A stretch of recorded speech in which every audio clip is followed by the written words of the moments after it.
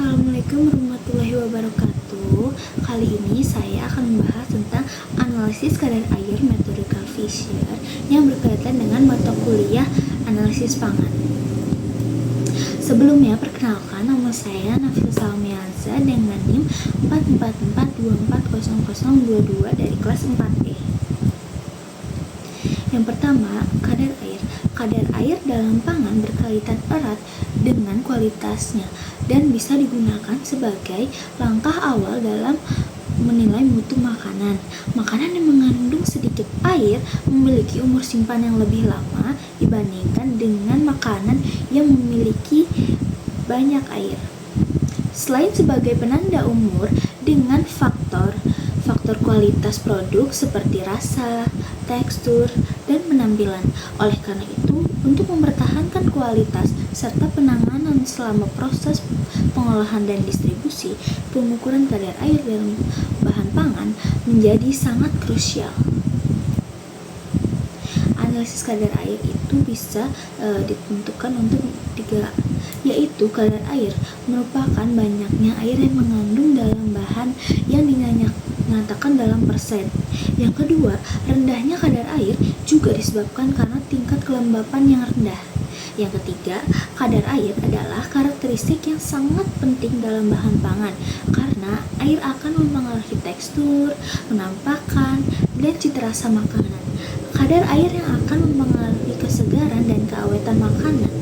Kandungan air yang tinggi akan menyebabkan kamir, bakteri, dan kapang berkembang biak dengan lebih mudah.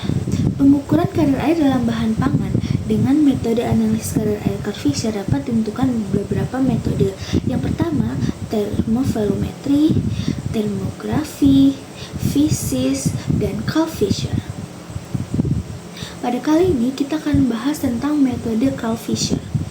Analisis Carl Fisher adalah metode yang banyak digunakan dan sangat akurat untuk menentukan kadar air dalam berbagai jenis sampel, termasuk cairan, padatan, bubur, dan gas. Prinsip kerja metode ini didasarkan pada oksidasi sulfur oksida oleh iodium dengan adanya air dan metanol. Analisis Carl Fisher dapat dibedakan menjadi dua metode, yaitu volumetric dan colorimetric. Analisis Carl Fisher ini digunakan pada industri termasuk pangan untuk memastikan kadar air mencegah pembusukan. Pada metode ini dapat membantu mengurangi beberapa keterbatasan dan memastikan hasil yang konsisten dan akurat. Reaksi Carl Fisher itu I2 ditambah SO2 ditambah HO2 yang menghasilkan 2Hi plus SO3. Reaksi dasar Carl Fisher adalah oksida sulfur dioksida oleh iodin dengan konsumsi air dalam larutan beralkohol, biasanya etanol, yang mengandung basa. Reaksi ini sangat spesifik untuk air dan berjalan secara stoikiometrik. Titik akhir titrasi ditandai oleh kelebihan iodin yang menghasilkan warna kuning kecoklatan atau deteksi secara elektrokimiawi, menjadikan metode ini akurat untuk analisis air bebas maupun terikat dalam berbagai matriks seperti minyak, gula, atau bahan kering. Prosedur Carl Fisher. Tadi Carl Fisher dapat dibedakan menjadi dua metode. Yang pertama, penentuan volumetrik. Teknik ini cocok untuk menentukan kadar air hingga 1%. Sampel yang dilarutkan dalam metanol dan iodium ditambahkan ke reagen. Titik akhir deteksi secara potensiometrik. Penentuan colorimetrik. Teknik akhir dideteksi dalam percobaan ini secara elektrokimia. Iodium yang dibutuhkan untuk reaksi Carl Fisher diperoleh melalui oksidasi anodik ioda dari larutan. Carl Fisher mempunyai aplikasi yang dapat digunakan.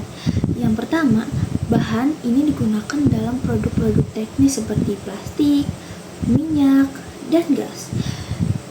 Dan selanjutnya, bahan ini dapat dilakukan untuk menentukan produk farmasi dan produk kosmetik. Lalu, aplikasi Carl Fisher juga dapat digunakan di industri. Prosedur kerja Carl Fisher.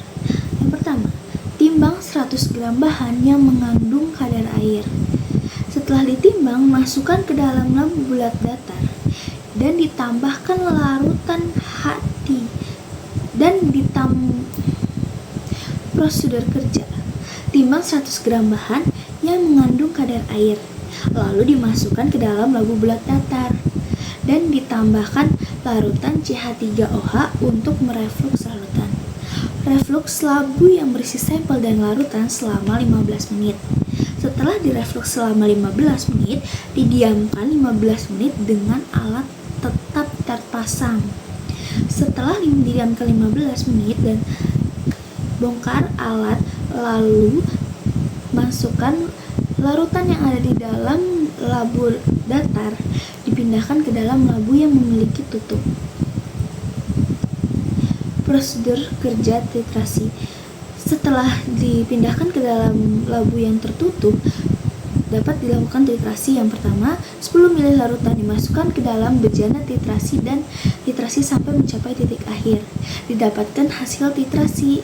Setelah didapatkan hasil titrasi, catat volume akhir titran. Setelah dicatat, dihitung standarisasi dengan rumus untuk mendapatkan hasil. Perhitungan standarisasi Carl Fisher. Standarisasi reagen Carl Fisher diperlukan untuk menentukan faktor titer yang akurat, mengingat komposisi reagen seperti iodin, sulfur dioksida, dan basa dalam etanol cenderung degrasi akibat paparan udara lembab atau oksigen, sehingga konsentrasi efektivitasnya itu menyimpang dari nilai nominal. Nah, Carl Fisher ini memiliki beberapa unggulan, diantaranya alat ini cocok banget untuk menentukan kadar air dalam gas, cairan, dan padatan. Yang kedua, titator kolometrik ini membantu mendeteksi air bebas, air terlarut, dan air teremulsi. Selanjutnya, metode ini juga proses yang sangat cepat yang membutuhkan hanya sedikit persiapan sampel. Yang terakhir, metode ini tuh sangat akurat untuk menentukan kadar air dalam sampel. Selanjutnya, selain mempunyai kelebihan, Carl Fisher ini mempunyai kekurangan. Yang pertama, teknik ini dapat merusak bahan pangan. Yang kedua, konsumsi pelarutnya tinggi karena titrasi volumetrik manual membutuhkan pengisian ulang selama penentuan. Yang ketiga, analisis Carl Fisher hanya cocok untuk sampel yang mengandung sedikit air. Yang terakhir, analisis Carl Fisher membutuhkan waktu yang sangat lama untuk menentukan hasilnya. Dan berikut sumber yang saya pakai diantaranya. Terima kasih telah mendengarkan penjelasan saya tentang analisis kadar air menggunakan metode Carl Fisher. Terima kasih. Wassalamualaikum warahmatullahi wabarakatuh.